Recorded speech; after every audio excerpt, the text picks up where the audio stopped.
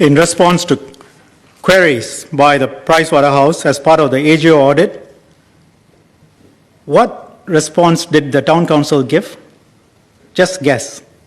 Instead of answering the questions, they said, this is not within your remit to ask. That is an evasion. It is not an answer. The auditor asks you serious questions and your response is, you're not entitled to ask me these questions. Why doesn't the town council give proper answers instead of playing hide and seek? What are you hiding? This is not negligence. It is active decision to suppress.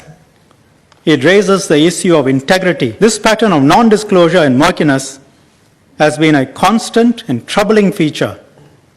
As we saw, the town council minutes suggest that the town councillors were not given full details on FMSS. Or if they were given the details, then someone decided that only the less important parts will be recorded. 2, there seems to have been no discussion at town council meetings of the actual process. There is no record that this took place, how FMSS would be supervised, how the risks will be mitigated. 3, the town council's own auditors, Fukon and Tan, queried them on the transactions with FMSS. Town council failed to answer them. As a result, Fukon and Tan qualified the audit reports and said, and I quote, the town council had not made available to us details of the project management service fees paid to a related party.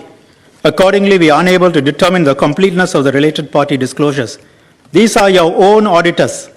You refuse to give information to your own auditors, and you keep talking about transparency.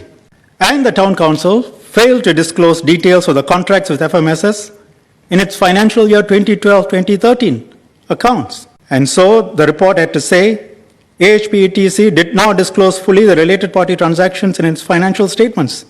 That was in breach of the Singapore Financial Reporting Standards. Again, Mr. Chen, the rules are all there. You just need to comply with them. The FRS requires disclosure of related party transactions in financial statements. The pattern of non-disclosure is obvious. And the town council also refused to give details to Pricewaterhouse, which was requested as part of the AGO audit. And I quote from the AGO report. We noted that AHPETC has entered into a number of related party transactions whereby substantial sums were paid to related parties in financial year 2012-2013. The town council, despite repeated requests, did not provide us with all the critical documents relating to these transactions. Since the commencement of our review in April 2014, we have made various requests for documents from AHPETC as part of our review of selected transactions. In our view, these documents, such as documents which record the proper disclosure and consideration of RPTs, ought to exist as a matter of record. Notwithstanding numerous requests and reminders, AHPETC did not provide a number of the requested documents.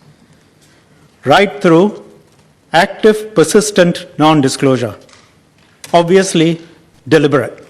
Well, Minister, if you were a resident, I'll answer your question. Thank you. Just last evening, Mr. Adrian Chong and a group of his Workers' Party supporters, dressed in blue, were asked by a resident last night about what was going on in the AHPTC. But he didn't answer and walked away quickly. So is this the answer Mr. Singh promised to residents? A WPCC member and his activists met residents and evaded the question.